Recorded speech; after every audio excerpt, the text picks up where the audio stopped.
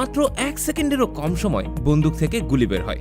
কিন্তু ছোট্ট সেই বুলেট বানাতে পাকিস্তানের এসব ফ্যাক্টরিতে এক একজন শ্রমিকের ঘন্টার পর ঘন্টা সময় লেগে যায়।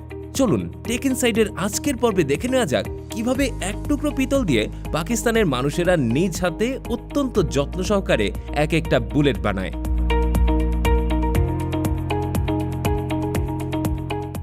বুলেট তৈরির প্রথম কাজ শুরু হয় পিতল বা কপারের লম্বা ধাতব পাত দিয়ে। এই পাতগুলোকে প্রথমে একটি পাঞ্চিং মেশিনের নিচে দেওয়া হয়।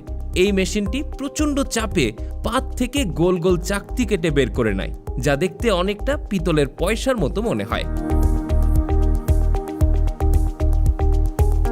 এই চাকতিগুলোই পরবর্তীতে বুলেটের বাইরের খোলস বা কেসিং হিসেবে কাজ করবে।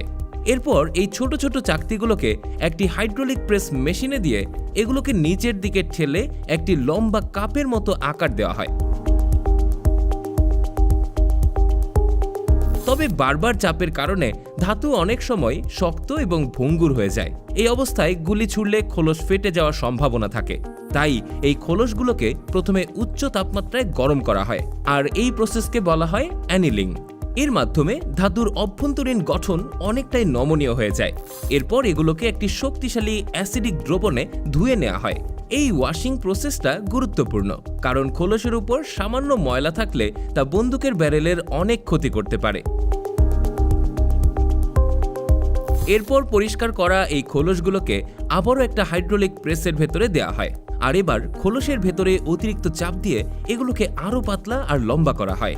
সেই সাথে এই খোলসের ভেতরে যেন সমানভাবে পর্যাপ্ত ফাঁকা জায়গা থাকে সেটা নিশ্চিত করতেই বারবার এমনটা করা হয়।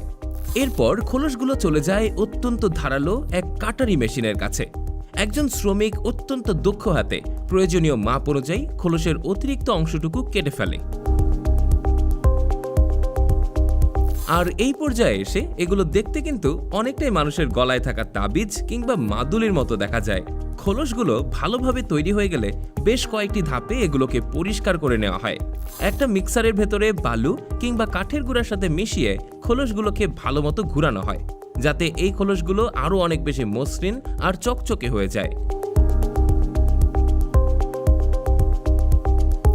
এখন খোলসের পেছনের দিকটি তৈরির পালা। আবারও দক্ষ হাতে একজন শ্রমিক বিশেষ মেশিন ব্যবহার করে খোলসের নিচে একটি গর্ত বা প্রাইমার পকেট তৈরি করে দেয়। সেই সাথে সেখানে বুলেটের ক্যালিবার বা সাইজ খোদাই করে দেওয়া হয়। আর এটা এজন্যই করা হয় কারণ বিভিন্ন বন্দুকের জন্য আলাদা ওজন এবং পাওয়ারের বুলেটের প্রয়োজন হয়। এই লেখা দেখে ব্যবহারকারী বুঝতে পারেন এটি তার বন্দুকের জন্য সঠিক কিনা। আর এই প্রাইমার পকেটটি মূলত বুলেটের ইঞ্জিনের মতো কাজ করে, যেখানে আঘাত করলেই আগুনের সূত্রপাত হয়।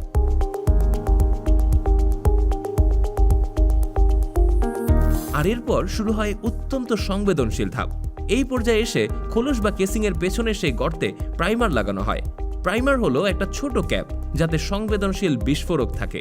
এক একজন শ্রমিক অত্যন্ত দক্ষতার সাথে প্রতিটা খোলসের পেছনে এভাবেই মেশিনের মাধ্যমে প্রাইমার সেট করে দেয়।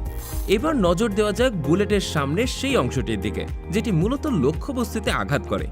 এটি সাধারণত সীসা বা লেড দিয়ে তৈরি করা হয়। বড় বড় সীসার পাতকে প্রথমে হাইড্রোলিক প্রেসের চাকতির মতো কেটে নেওয়া হয়।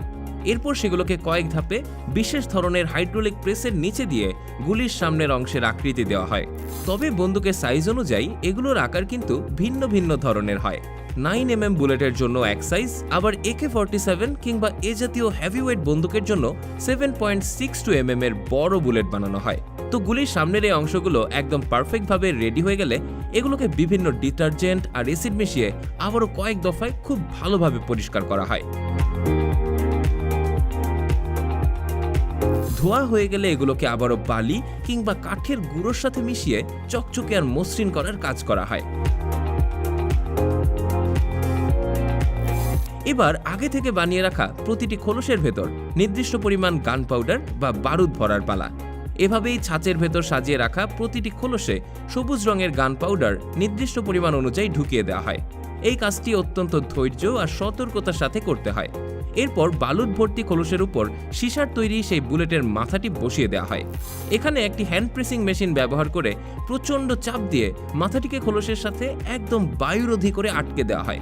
আর এই প্রক্রিয়াটি যদি ঠিকমতো না হয় তবে আর্দ্রতা ঢুকে বারুদ নষ্ট হয়ে যেতে পারে, অথবা ফায়ারিংয়ের সময় বুলেটের মাথাটি ভেতরে ঢুকে গিয়ে যে কোনো দুর্ঘটনা ঘটাতে পারে।